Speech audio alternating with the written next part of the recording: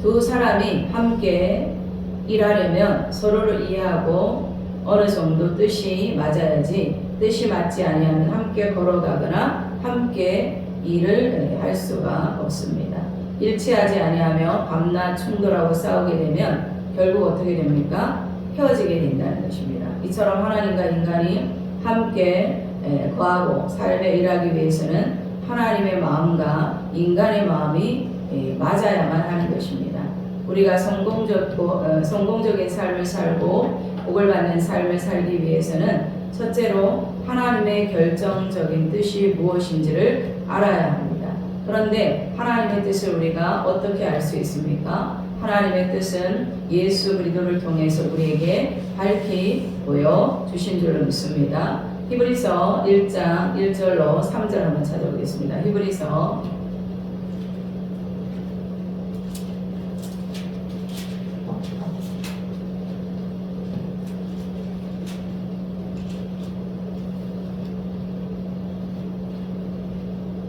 1번 읽어주세요. 1장 1절부터 3절까지. 일찍 선지자들을 모아여 위로하고 모양을 모양으로 우리 지성들에게 말씀하신 하나님, 이 모든 마지막에 아들로 우리에게 말씀하셨으니 이 아들을 만유의 구사로 세우시고 또 저로 말미암아 모든 세계를 지으셨느니라. 이는 하나님의 영광의 강체시요 그 본체 형상이시라. 그의 능력의 말씀으로 만물을 붙드시며 죄를 정결케 하는 일을 하시고 높은 곳에 계신 위엄의 우편에 앉으셨느니라 라고 말씀하고 있습니다. 우리는 이 말씀을 통해 하나님의 뜻을 알고 또 하나님과 함께 동행하여 살기 위해서는 하나님의 말씀을 계속적으로 상고해야 된다는 것입니다. 우리가 하나님의 말씀을 읽지만 상당히 경험이 많고 하나님의 말씀을 잘 아는 사람 외에는 하나님의 말씀을 읽어도 이것이 정말 내게 무슨 의미가 있는지 이해하기가 곤란할 때가 많습니다. 그러나 우리가 틀림없이 하나님의 뜻을 알 수 있는 것은 예수 그리스도를 통해서 우리 하나님이 주시는 말씀인데, 예수님은 육체를 입고 오신 하나님이시며 예수님의 일거수일투족은 보탬도 뺨도 없는 하나님의 행하심이라는 것입니다. 그래서 결정적인 우리에 대한 하나님의 뜻은 십자가 대속에서 분명하게 나타나 있다는 것입니다. 십자가를 보면 알 수 있다는 것입니다. 요한복음 6장 38절로 39절에 내가 하늘로서 내려온 것은 내 뜻을 행하려 함이 아니요 나를 보내신 이의 뜻을 행하려 함이라. 나를 보내신 이가 누굽니까? 하나님이신 줄로 믿습니다. 나를 보내신 이의 뜻은 무엇입니까? 내게 주신 자 중에 내가 하나도 잃어버리지 아니하고 마지막 날에 다시 살리는 이것이니라 라고 말씀하고 있습니다. 예수님이 이 땅에 오신 것은 예수님께 주신 자 중에 하나도 잃어버리지 아니하고 마지막 날에 다시 살리는 영혼 구령을 위해서 예수님이 오셨다는 것입니다. 예수님께서 오셔서 말하시고 생활하시고 십자가에 못 박혀 죽었다가 부활하신 것은 우리에 대한 하나님의 결정적인 뜻을 밝히 보여주는 행위라는 것입니다. 그러므로 우리는 예수 그리스도의 십자가 대속을 통하여 우리에 대한 하나님의 뜻을 틀림없이 알 수 있는데, 그것은 죄에 대한 하나님의 뜻인데, 예수님이 십자가에 못 박혀 몸을 찢고 피를 흘린 것은 우리 일생의 죄악을 다 청산하고 우리를 거스리는 율법을 제하여 버리고 하나님의 용서와 사랑을 받게 하는 뜻이 나타나 있는 줄로 믿습니다. 예수님은 우리의 죄를 사하기 위해서 이 땅에 오셨으므로 예수 그리스도의 보혈을 의지하면 절대로 우리는 정죄받지 않고 용서와 사랑을 받게 되고 의를 받게 된다는 사실을 우리는 분명히 알아야 된다는 것입니다. 그래서 우리는 용서받은 의에 되었기 때문에 아무도 우리를 정죄할 수가 없는 줄로 믿습니다. 십자가의 보혈을 통하여 내가 용서와 구원을 받은 것은 하나님의 절대적인 뜻이라는 것입니다. 마귀가 와서 어떻게 너는 자격이 없고 너는 구원받을 아무런 자신 없는 사람이라고 말할지라도 우리가 그 말을 믿을 필요가 없다는 것입니다. 하나님의 절대적인 뜻은 내가 예수 그리스도의 보혈을 의지할 때 우리의 일생에 과거와 현재와 미래의 모든 죄가 용서받고 구원받기 위해서 십자가를 주신 줄로 믿습니다. 하나님의 말씀은 1.1핵도 변함없고 흔들리지 않는다는 것입니다. 또한 세속에 대한 하나님의 뜻인데 예수님의 보혈의 능력으로 우리는 세상과 마귀를 쫓아내고 천국과 성령의 거룩함이 내 속에 임하는 것이 바로 하나님의 뜻이라는 것입니다. 한번 따라해 보겠습니다. 내 안에 세상이 떠나가고 성령님이 와 계십니다. 성령 하나님이 와 계십니다. 예수 그리스도의 보혈을 의지하면 마귀가 쫓겨나가고 세상이 쫓겨나가고 내 속에 성령과 천국이 임하여 거룩한 삶을 살게 되는 것, 이것이 바로 하나님의 흔들리지 않는 뜻이라는 것입니다. 어저께 제가 청보산 기도를 갔다 왔는데 그 목사님은 그렇게 얘기를 하더라고요. 세상에서 술도 많이 먹고 담배 피우고 세상적으로 살았는데 금식을 많이 했다고 그러더라고요. 왜 금식을 했냐면 자기 속에 짐승들이 많이 들어서 더러운 것들이 많이 들어서 금식을 40일도 하고 21일도 하고 계속했다는 것입니다. 우리가 예수님을 모시면 우리 안에 더럽고 추한 것들이 다 떠나가게 되고 하나님의 나라가 임하여서 하나님 나라의 영광과 능력으로 살게 되는 줄로 믿습니다. 또한 슬픔과 질병에 대한 하나님의 뜻도 너무나 분명합니다. 우리는 슬픔을 짊어지고 우리의 병을 담당하신 것을 너무나 잘 알고 있다는 것입니다. 그러므로 우리는 슬픔에서 노연함 받고 예수 그리스도의 기쁨으로 체험을 입는 것이 바로 하나님의 뜻이라는 것입니다. 슬픈 것이 하나님의 뜻이 아니고 기쁨이 바로 하나님의 뜻인 줄로 믿습니다. 또 질병에 짓눌려서 우리의 삶이 시들어가는 것이 하나님의 뜻이 아니고 우리가 건강을 얻고 활발하게 사는 것이 바로 하나님의 뜻인 줄로 믿습니다. 한번 따라해 보겠습니다. 내가 건강한 것이 하나님의 뜻입니다. 예수님은 나를 건강하게 하십니다. 우리의 예수님의 일생을 통해서 하나님 우리가 치료받는 것이 바로 하나님의 뜻이라는 것입니다. 하나님의 뜻을 계속적으로 구하면 우리 가운데 이루어지게 되는 줄을 믿습니다. 예수님의 사역 시작부터 마지막 끝날 때까지 병든 자를 고치고 귀신을 쫓아냈다는 것. 우리는 귀신을 쫓아내야 될 줄을 믿습니다. 질병에서 치료받아 건강을 얻는 것이 하나님의 뜻이라는 것을 타협하지 않고 믿고 알아야 된다는 것입니다. 세상은 어떻게 말할지라도 하나님이 무엇이라고 우리에게 말씀하시는가에 귀를 기울여야 된다는 것입니다. 눈에는 아무 증거 안 보이고 귀에 아무 소리 안 들려도 우리는 거기에 흔들릴 필요가 없다는 것입니다. 한번 따라해 보겠습니다. 나는 하나님의 말씀을 믿습니다. 환경을 믿는 것이 아닌 줄로 믿습니다. 우리는 죽은 자를 살리시며 없는 것을 있게 하시는 하나님의 뜻에 굳세게 서야 된다는 것입니다. 타협해서는 안 된다는 것입니다. 병마를 대적해야 된다는 것입니다. 저주와 가난에 대한 하나님의 뜻도 우리는 분명히 알 수가 있는데 아담과 하와가 가져온 저주와 가난은 예수님께서 친히 갚아주신 줄로 믿습니다. 가난도 예수님이 몸으로 짊어지셨고 저주도 십자가에 못 박힘으로 몸으로 짊어지셨다는 것을 우리는 분명히 말씀을 통해서 알게 되었다는 것입니다. 그리스도께서 우리를 위하여 저주를 받은 바 되사 율법의 저주에서 우리를 속량하셨으니 기록된 바 나무에 달린 자마다 저주 아래 있는 자라. 예수님이 나무에 달렸기 때문에 우리의 저주를 담당하셨다는 것입니다.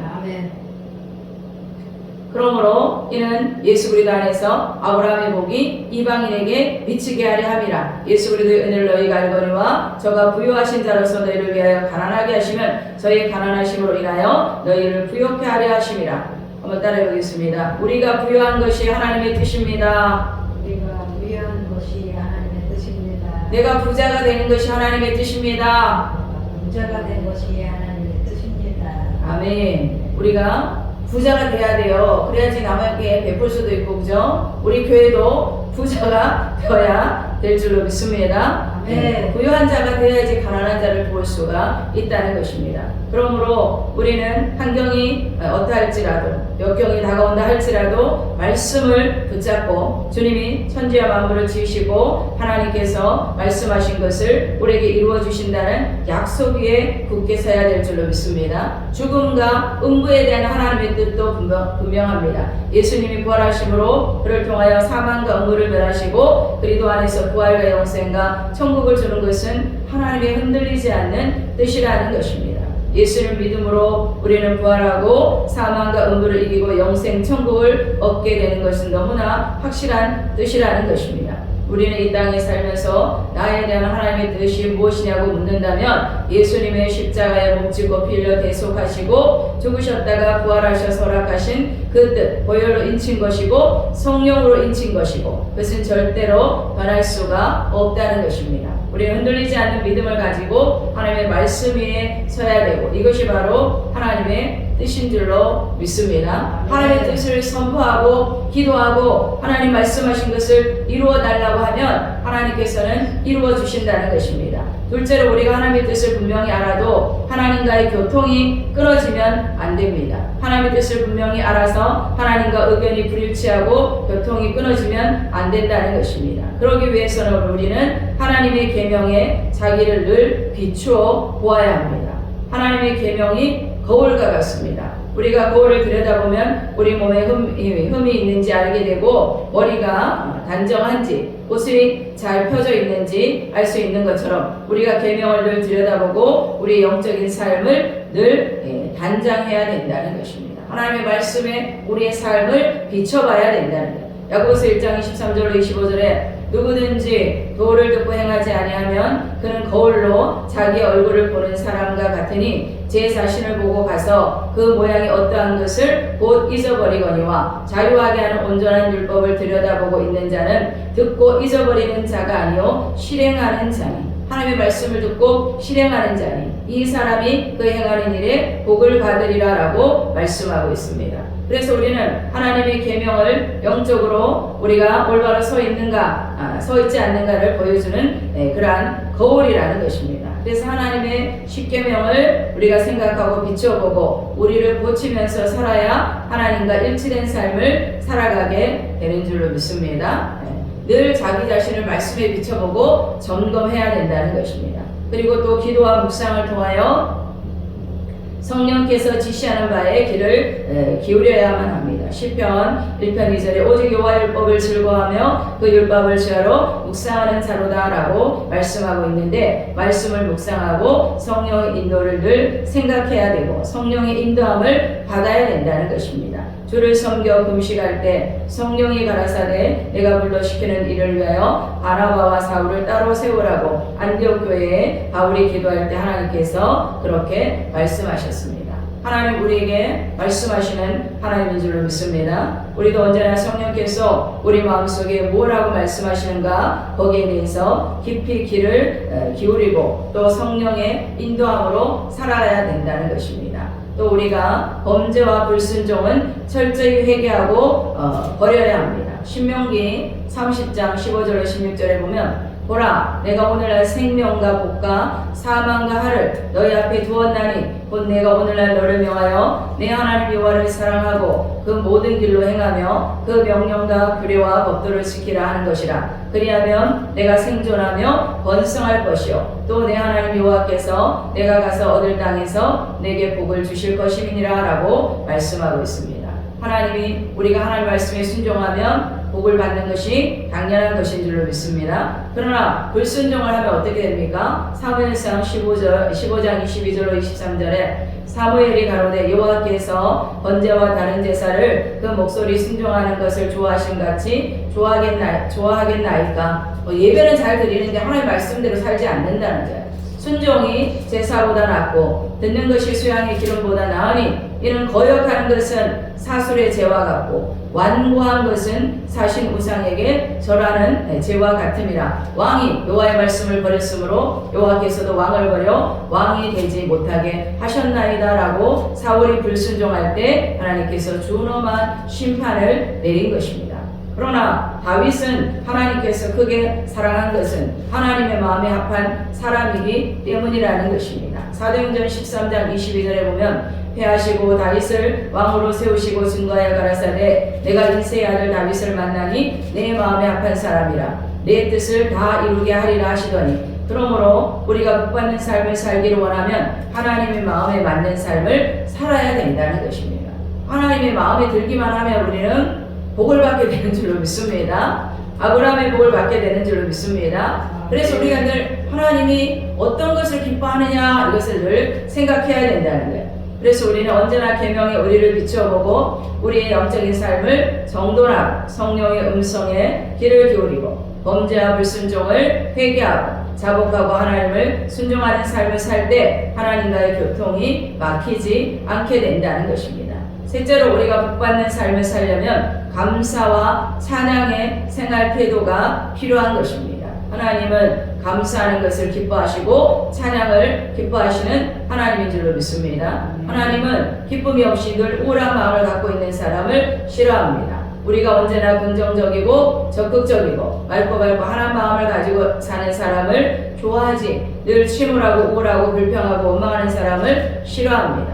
하나님이 다윗을 왜 좋아하셨습니까? 그는 늘 노래를 했습니다. 많은 시를 적어서 슬플 때도 시를 짓고 답답할 때도 시를 짓고 즐거울 때도 찬양의 시를 지어서 하나님께 영광을 돌리고 그 마음의 무거운 짐을 다 풀어버리고 명랑한 그러한 사람이고 기쁨이 넘치는 사람이었다는 것입니다. 사울은 어떠한 사람이었습니까? 그는 마음이 늘 우물하고 침울하고 미움이 있고 복수심이 많았고 허탄한 생각을 했죠. 다윗이 자기를 배신할 것이라고 먼저 염려한 거예요. 다윗은 그런 사람이 아니었는데 사람들이 다윗을 높이자 잘못된 생각을 했다는 것입니다. 우리 속에도 그러한 생각이 들어올 때가 있는데 그러한 생각들을 예수 이름으로 내어 쫓아야 될 줄로 믿습니다.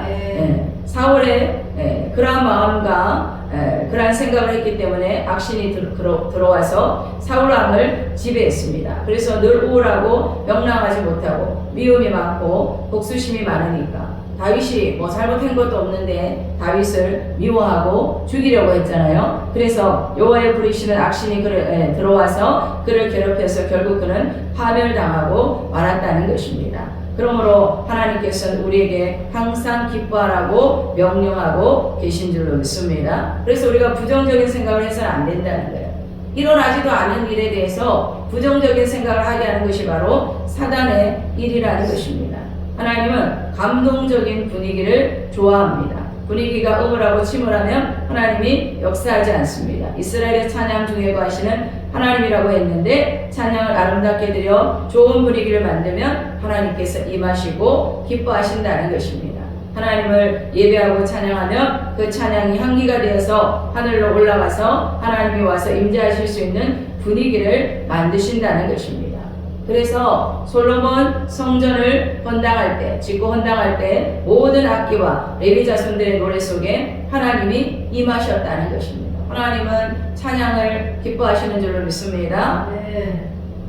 나팔 부는 자와 노래하는 자가 일제히 소리를 발하여 여호와를 찬송하며 감사하는데 나팔 불고 재금치고 모든 악기를 울리며 소리를 높여 여호와를 찬송하여 가로되 선하시도다 그 자비하심이 영원히 있도다 하매 그때 여호와의 전에 구름이 가득한지라. 제사장이 그 구름으로 인하여 능히 서서 섬기지 못하였으니 이는 여호와의 영광이 하나님의 전에 가득함이었더라라고 말씀하고 있습니다. 이렇기 때문에 큰 부흥이 일어났을 때는 찬양의 역사가 일어난다는 것입니다. 하나님의 임재하심과 찬양은 너무나 깊은 연관성이 있습니다. 여호사밧이 모압과 암몬 연합군이 침공해 오자 두려워서 노래하는 자를 택하여 거룩한 예복을 입히고 군대 앞에서 행하며 여호와를 찬송하며 이르기를 여호와께 감사하세 그 자비하심이 영원하도다 하였더니 그 노래와 찬송이 시작될 때에 여호와께서 복병을 두어 유다를 치러 온 암몬 자손과 모압과 세일산 사람을 치게 하심으로 저희가 패하였도다라고 말씀하고 있습니다. 찬송이 원수의 일을 밟아버리고 승리케 하는 줄로 믿습니다. 그래서 25년도에는 더욱더 찬송을 많이 하시는 우리 저와 여러분이 되시기를 예수님의 이름으로 부탁을 드립니다. 그리고 우리 어려움을 당할수록 고통에 빠질수록 찬송을 불려야 합니다. 그러면 하나님이 찾아오신다는 것입니다. 좋을 때만 찬양하지 말고 슬플 때도 찬양하고 평안할 때도 우리가 찬양하고 환난을 당했을 때도 찬양을 해야 된다는 것입니다. 우리 인간은 너무나 쉽게 감사를 잊어버리고 불평을 말합니다. 이스라엘 백성이 그 많은 하나님의 도우심과 기적을 체험하고도 당장 어려움이 닥치면 하나님을 원망하고 불평했습니다. 어제까지 좋다고 야단법석을 하다가 오늘 어려움이 당하면 어제에 대한 감사는 다 잊어버리고 그 자리에서 하나님을 원망하고 불평하고 탄식했습니다. 그렇기 때문에 하나님이 이스라엘을 미워하여 버렸습니다. 고린도전서 10장 10절로 11절에 저희 중에 어떤 이들이 원망하다가 멸망시키는 자에게 멸망하였나니 너희는 저희와 같이 원망하지 말라. 저에게 당한 이런 일이 거울이 되고 또한 말세를 만난 우리의 경계로 기록하였느니라 라고 말씀하고 있다는 것입니다. 하나님이 주신 은혜, 우리가 24년에 하나님이 우리에게 어떤 은혜를 주셨습니까? 많은 은혜를 주신 줄로 믿습니다. 그래서 우리가 연말에 생각해보고 또 25년에는 우리가 어떻게 살아가야 되나 하는 것들을 우리가 점검해 봐야 될 줄로 믿습니다. 또 넷째로 우리가 하나님께 복받는 삶을 살려면 강력한 기도가 있어야 합니다. 확고한 결단과 단호한 믿음의 표시로서 강력한 기도를 해야 될 줄로 믿습니다. 기도 외에 이런 유가 나갈 리가 없다고 했습니다. 우리가 영혼을 부령하기 위해서는 그들을 위해서 기도하고 교회의 부흥을 위해서 또 기도하고 나라와 민족이 고요하고 단정한 중에 생활하도록 우리가 기도해야 될 줄로 믿습니다. 아무것도 하지 않고 평안하고 복을 받는다고 하나님은 말씀하지 않았다는 것입니다. 마가복음 11장 22절로 24절에 예수께서 대답하여 저에게 이르시되 하나님을 믿으라. 내가 진실로 너에게 이르노니 누구든지 이 산들 얻으려 바다에 던지오라 하며 그 말하는 것이 이를 줄 믿고 마음에 의심치 아니하면 그대로 되리라. 그러므로 내가 너에게 말하노니 무엇이든지 기도하고 구하는 것은 받은 줄로 믿으라. 그리하면 너에게 그대로 되리라 라고 말씀하신 줄로 믿습니다. 한번 따라해 보겠습니다. 기도하고 구한 것은 기도하고 구하는 것은 받은 줄로 믿으라. 받은 줄로 믿으라. 기도하고 구한 것은 기도하고 구한 것은 받은 줄로 믿으라. 받은 줄로 믿으라. 그리하면 그대로 되리라. 그리하면 그대로 되리라. 아멘. 기도라는 것이 그렇잖아요. 우리가 계속 기도하고 있는데 아직 안 이루어졌어. 눈에 아무것도 안 보이고 그러나 마음속에 이미 받은 줄로 확신이 올 수 있는 그러한 기도를 해야 된다는 것입니다. 강력한 기도로 마귀의 진을 부서뜨려야 되는 줄로 믿습니다. 마귀는 기도하는 것을 싫어하잖아요. 마귀는 도적질하고 죽이고 멸망시키기 위해서 불러 진치지만 강력한 기도는 이 마귀의 진을 부숴버리는 줄로 믿습니다. 파쇄하는 줄로 믿습니다. 누가복음 18장 가부의 기도를 통해서 우리가 배울 수가 있는데 이 불의한 재판관, 하나님도 무서워하지 아니하고 사람도 무시하는 그러한 오린정한 재판관 앞에 불쌍한 가부가 내 원수에 대한 원한을 갚아달라고 기도할 때 이 여인이 단호한 결단을 했다는 것입니다. 죽든지 살든지 흥하든지 망하든지 나는 응답받아야 되겠다. 나는 뒤로 물러갈 수 없다는 단호한 그러한 믿음을 가지고 강력한 요구를 했다는 것입니다. 슬쩍슬쩍 기도한 것이 아니라 강력하게 내 원수에 대한 원한을 갚아달라고 했습니다. 부르짖고 통곡하며 목이 쉬도록 외치면서 강력히 요구하고 쉬지 않고 강청했다는 것입니다. 아침도 점심도 저녁도 쉬지 않고 강청을 했다는 것입니다. 내 원수에 대한 원한을 갚아주시옵소서. 우리가 이렇게 강청하여 인내하고 하나님 앞에 기도할 때 봄이 가고 여름이 가고 또 가을이 가고 겨울이 가고 또 봄이 올 때 하나님께서 강력한 인내력을 가지고 매달려 기도할 때 하나님께서 응답하여 주실 줄로 믿습니다. 아멘. 그러한 각오로 이 여인이 기도했을 때 불의한 재판관이 이 여자가 밤낮 와서 나를 괴롭힘으로 내가 그를 응답해 주겠다라고 말하고 있습니다. 누가복음 18장 7절 8절에 하물며 하나님께서 그 밤낮 부르짖는 택하신 자들의 원한을 풀어주지 아니하시겠느냐. 원하고 하나는 기도, 영혼 불령의 기도, 밤낮 부르짖을 때 하나님께서 응답하여 주실 줄로 믿습니다. 저희에게 오래 참으시겠느냐. 내가 너에게로는 속히 그 원한을 풀어주시리라. 그러나 인자가 올 때 이 세상에서 믿음을 보겠느냐. 주님 오실 날이 멀지 않을 때 믿는 자를 보겠느냐. 세상 일로 바빠서 하나님 앞에 믿음으로 부르짖어 기도하는 자를 보겠느냐. 하나님께서 말씀하셨습니다. 그러나 우리가 이 누가복음 18장의 가부의 기도를 통해서 끊임없이 하나님 앞에 기도하면 반드시 응답하신다고 말씀하셨기 때문에 하나님의 약속의 말씀은 1.1획도 변함이 없어서 우리 가운데 말씀하신 대로 이루어 주실 줄로 믿습니다. 예레미야 33장 3절에 너는 내게 부르짖으라 내가 네게 응답하겠고 내가 알지 못하는 크고 비밀한 일을 내게 보이리라라고 말씀하고 있습니다. 강력하게 단호한 마음의 결단을 가지고 우리가 강력히 요구하며 쉬지 않고 강청하며 결코 낙심치 않는 인내를 가지고 밀어제끼면 원수의 담도 무너지고 하나님의 응답이 우리에게 다가오게 될 줄로 믿습니다. 우리가 이러한 기도를 해야 된다는 게, 조금 기도하다가 뒤로 물러서면 아무 일도 일어나지 않는다는 것입니다. 우리가 강력하게 하나님 앞에 기도하면 하나님께서 응답하여 주시고 또 예수님의 십자가 보혈을 통해서 이루어주신 그런 영혼이 잘되고 범사가 잘되고 강건한 축복을 우리 교회에